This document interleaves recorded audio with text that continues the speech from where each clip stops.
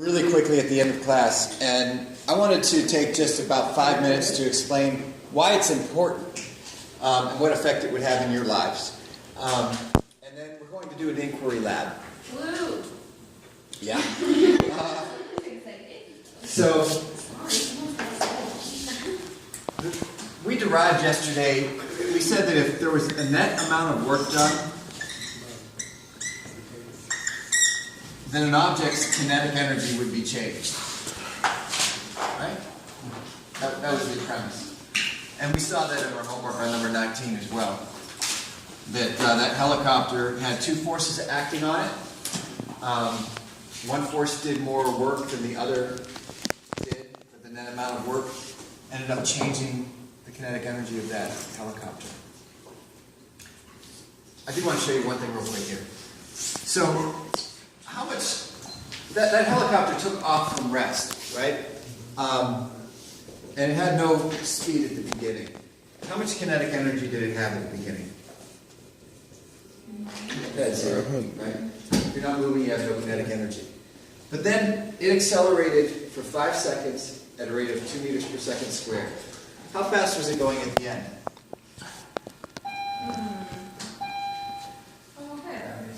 Lamont Dixon and Lamont Duggar, please report to the main office. Thanks. Bye. So you start from rest, and you change your velocity by 2 meters per second every second for 5 seconds. How fast are you going?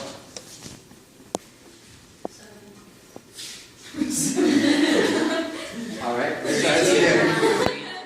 Let's try this again. Remember, we're changing our speed by 2 meters per second every second. Okay, We started at 0. Yeah. How fast are we going after 1 second? 2. How much after 2 seconds? 4, 6, 8, 10. So at the end of that 5 second time interval, you were going 10 meters per second squared. Okay. I'm sorry, 10 meters per second. I'm just so used to saying 10 meters per second squared. We found yesterday that net work was 25,000 joules on that helicopter. Let's figure out what its final kinetic energy is. Kinetic energy is 1/2 mv squared. Right? So that's 1/2 of 500. What's 1/2 of 500? 250. 250. And what is 10 squared? What is 250 times 100? 25,000. Yeah. Okay. We changed the kinetic energy, right? It went from 0 to 25,000 joules. And that's because we did 25,000 joules worth of work on the helicopter.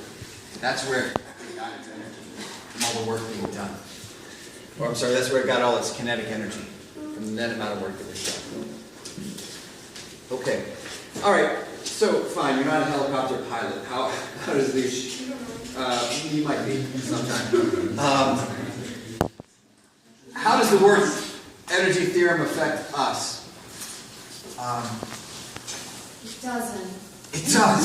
It does. Most of you guys are new drivers.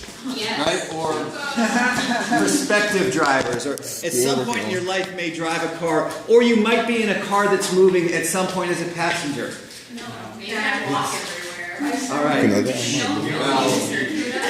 Yeah.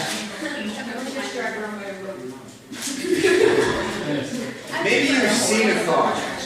Okay, that's already done. You've seen it. Maybe a car has approached you. Oh, nice. Okay? All right. Don't forget it. What does this car want from you? What's it want from you? Yeah, I know. Okay, guys. So, I want to look at the effect of speed on your minimum braking distance. Like if a deer jumps out in front of you, or Emily Grimes jumps out in front of you. You want to be able to stop before you hit that object, right? Theoretically. When you jump on your... You guys that are taking tests, I forgot about that for a second. I'll get you started as soon as we're done with this discussion. Okay? Apologies. When you jump on your brakes, what forces are acting on your car? Friction. Gravity. Normal force.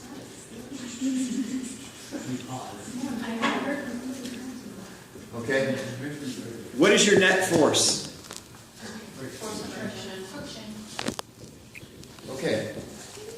Does the force of friction depend on how fast you are moving? Yeah. What does it depend on? Normal force. Normal force. Is your normal force changing as you're slowing down? No. Okay. So whether you're going a speed of v or a speed of 2v, you're going to have the same net force to stop you. Okay. We agree with that? Yes. Okay. So let's look at the work energy theorem. Right, the net amount of work is equal to a change in kinetic energy. How do we calculate work again? Force distance cosine theta. Yeah. We are on it today, girl. I just really like that one. How do we calculate kinetic energy? What happened?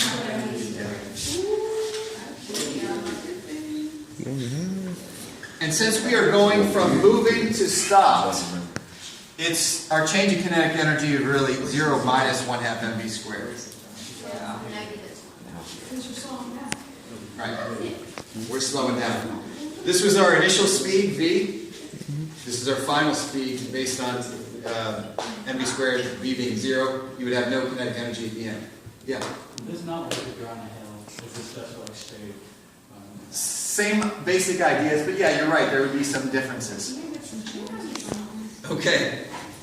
What is the angle between your braking force and your displacement? 180. Why? Because you're going that way, you're trying to the force is that way. Right. Brakes are holding you back. You're trying to go forward, or you're still going forward. So the cosine of 180 is then negative, right? Negative 1. Right. So again, the negative FD equal to 0 minus that. Negative and negative, let's just get rid of them. Divide by negative 1. All right, so now we're closer. Again, I want to determine the effect of speed on braking distance. So let me divide by the force, and that was the net force.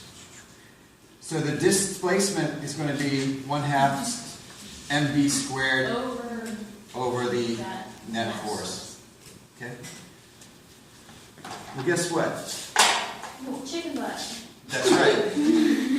Now, I guess how? Right, there you go. All of these things are constant, whether you're going faster or slower. Mass of the vehicle and the braking force, the maximum braking force you can apply. So the distance that you go, or the distance, the minimum braking distance is based on the square of the speed. So if you're going twice as fast, how does that affect the distance that it takes you to stop? 4 times as far, yeah. You got to start braking 4 times further away to stop and not hit whatever that thing is. So let's put this in this perspective. I'm going 60 miles an hour. No, I'm going 30 miles an hour. All right, and it takes me 100 yards to stop. Yeah, I know. I know what it is. It takes me 100 yards to stop. What if I were now to go from 30 miles an hour, but now I'm going 60 miles an hour? How much further does it take me to stop now? That'd be 100 times 4. 400 yards before I can stop that car. If you go from 40 to 60, you what? Increase your speed by 50%, right? So now you're going 1.5 times as fast. How much further do you go if you're going 1.5 times as fast? 1.5 squared. You're going to have to brake with 2 1/4 times the amount of distance than you would if you were just going 40. So, don't be such a lead foot sometimes. So you got to be careful about things jumping out in front of you Like me. and yeah, like Emily. All right. So I'm going to get a few people kicked off on their exam, and then I'm going to show you guys what you're going to do for your inquiry lab. Hey.